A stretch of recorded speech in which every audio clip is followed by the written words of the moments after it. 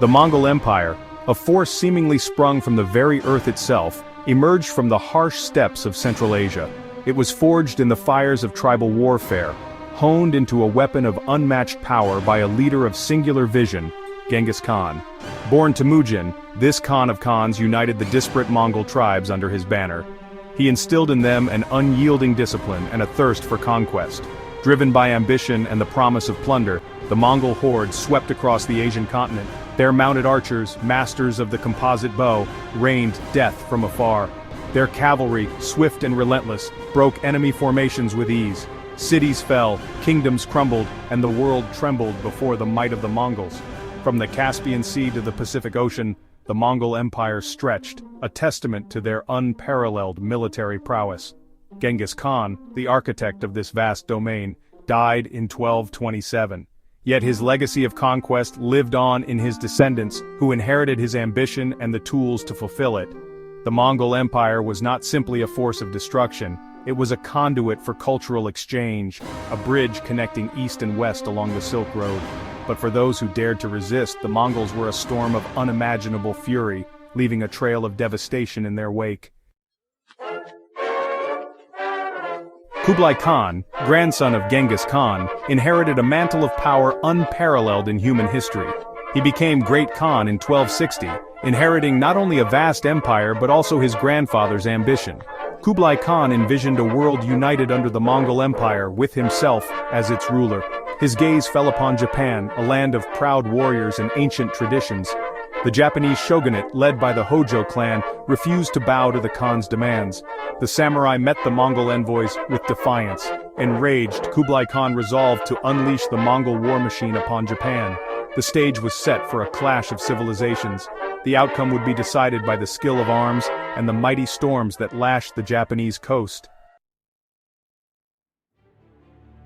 In 1274, Kublai Khan unleashed his fury upon Japan. A vast armada, numbering over 400 ships, set sail from Korea, carrying a Mongol army of 23,000 men. This force, composed of Mongols, Koreans, and Chinese conscripts, was equipped with superior weaponry and siege engines, a testament to the logistical might of the Mongol Empire. The Mongol fleet made landfall in Hakata Bay on the island of Kyushu, catching the Japanese off guard. The samurai, though renowned for their courage and martial skill, were initially overwhelmed by the sheer scale of the Mongol assault. The invaders, battle-hardened from years of campaigning, fought with ruthless efficiency, their arrows darkening the sky. For the Japanese, it was a baptism of fire. Their traditional style of warfare, based on individual combat and honor duels, was ill-suited to the massed ranks and disciplined volleys of the Mongol army. Yet the samurai fought back with the ferocity of cornered wolves, their katana flashing in the sun as they sought to defend their homeland from the invaders. As the day wore on, the tide of battle began to turn. The samurai fighting on home ground rallied, their fierce counterattacks slowing the Mongol advance. But the outcome remained uncertain, hanging precariously in the balance. Then, as if summoned by the prayers of a nation, a storm gathered on the horizon. The samurai, though facing a numerically superior foe, held several advantages.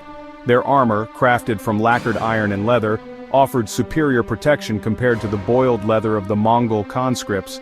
Furthermore, the katana, the samurai's soul embodied in steel, was a weapon without equal, capable of cleaving through armor and bone alike. The Japanese also utilized clever tactics to counter the Mongols' range superiority. Small groups of mounted samurai clad in heavy armor would charge the Mongol lines, forcing the lightly armored archers to fall back. This tactic, while costly in terms of samurai lives, disrupted the Mongol formations and bought precious time for the Japanese defenders. Moreover, the samurai were fighting for their homeland, their families, and their very way of life. This imbued them with a fanatical zeal, a willingness to fight to the death that the Mongol invaders, fighting far from home for a foreign emperor, could not match.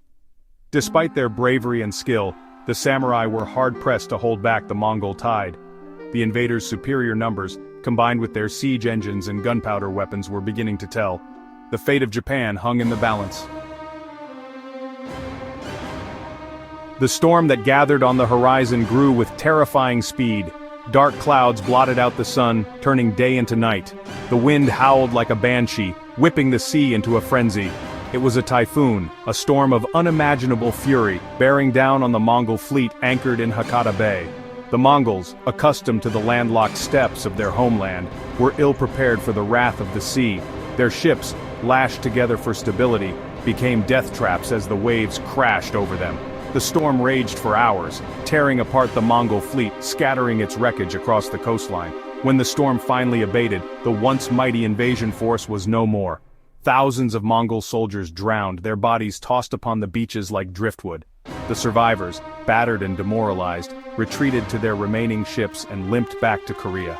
The first Mongol invasion of Japan had been thwarted, not by the hand of man, but by the fury of nature. The Japanese, awestruck by the storm's ferocity and its timely intervention, dubbed it Kamikaze, meaning divine wind. They believed that their prayers had been answered, that the gods themselves had intervened to protect their sacred islands from the invaders. The Kamikaze, a symbol of divine protection, would forever be etched into the annals of Japanese history. The Mongol defeat in 1274, though a crushing blow, did not extinguish Kublai Khan's ambition to conquer Japan. He spent the next 7 years rebuilding his shattered fleet and assembling a new army, even larger and more determined than the first. Meanwhile, the Japanese, aware that the respite granted by the Kamikaze was but temporary, used the time wisely. Under the leadership of the Hojo Regency, the Japanese embarked on a massive fortification program. Stone walls were erected along the coasts of Kyushu, designed to break the force of any future landings.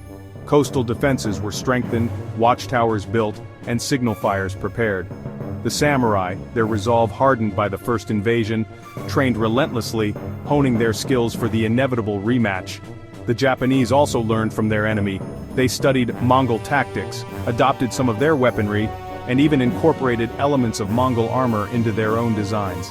The period between the invasions was one of feverish preparation, a time when the entire nation united in the face of a common threat. The Japanese people, from the samurai elite to the lowliest peasant, were determined to defend their homeland or die trying. In 1281, Kublai Khan unleashed his second invasion force. This time the Mongol armada dwarfed its predecessor, boasting over 1,000 ships carrying an estimated 140,000 men. The Mongol army, bolstered by Korean and Chinese conscripts, landed on both Kyushu and Tsushima Island, aiming to overwhelm the Japanese defenses. The Japanese, however, were ready. Their fortified positions and early warning system allowed them to meet the invaders with fierce resistance from the outset. The samurai, fighting with the fury of cornered tigers, inflicted heavy casualties on the Mongol landing parties. Despite their numerical superiority, the Mongols found themselves bogged down in a grueling war of attrition. The Japanese defenses held firm, their archers raining arrows upon the invaders, their swords reaping a bloody harvest on the battlefields of Kyushu. Then, as if echoing the events of 7 years prior, a storm gathered. Once again the skies darkened, the wind howled, and the sea raged. The Kamikaze, the divine wind, had returned to defend Japan. The second Kamikaze typhoon was even more devastating than the first. The Mongol fleet, caught off guard and battered by the storm's fury, was utterly decimated. Thousands of soldiers drowned, their bodies washing ashore for weeks after the storm had subsided. The survivors, demoralized and defeated, retreated once more to the Asian mainland. The Mongol invasions of Japan, though ambitious in scope, ultimately ended in failure. The cost to Kublai Khan's empire, both in terms of manpower and resources, was staggering. The defeats also marked a turning point in Mongol expansion, shattering the aura of invincibility that had surrounded their armies. For the Japanese, the Mongol invasions were a defining moment in their history.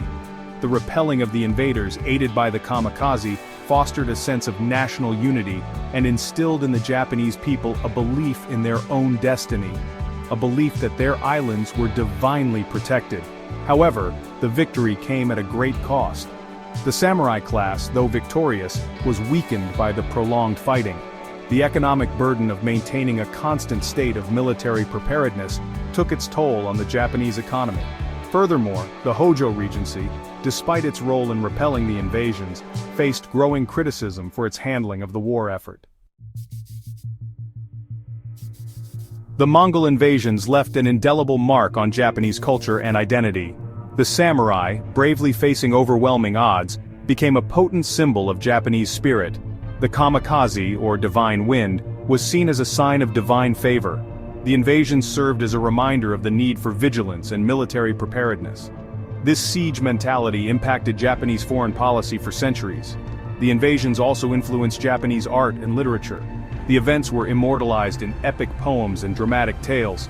These works preserved the memory of the invasions and instilled national pride. The Mongol invasions stand as a testament to human ambition and defiance. They remind us that even small nations can triumph against overwhelming odds.